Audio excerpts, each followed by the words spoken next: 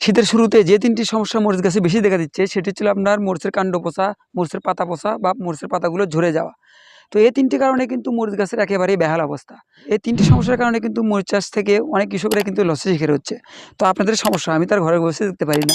তো এই কারণে ভাবলাম ভিডিওটি করেই ফেলি। সম্মানিত দর্শক, আসসালামু আলাইকুম।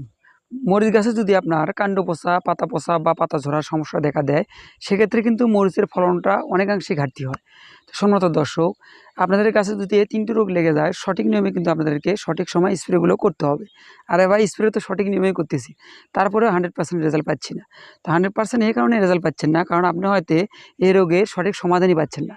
তো আজকে কিন্তু পুরো ভিডিও জুড়ে আমি সাইফুল এই বিষয় নিয়ে আলোচনা করার চেষ্টা করব। শুধু কি সঠিক নিয়মে ছত্রাকনাশকগুলো আপনার মরিচ গাছে স্প্রে করলে কি এই রোগের সমাধান মিলবে? কখনোই মিলবে না। কাণ্ড পচা এমন একটি রোগ, যদি আপনার কাছে একবার লেগে যায়, আপনারা যখন স্প্রে করবেন বা রোদের টাইমে দেখবেন যে আপনার ডালগুলো কিন্তু শুকিয়ে গেছে। আবার যখন রাত্রেবেলা কুয়াশা পড়বে বা বৃষ্টি হবে, তখন দেখবেন যে আমাদের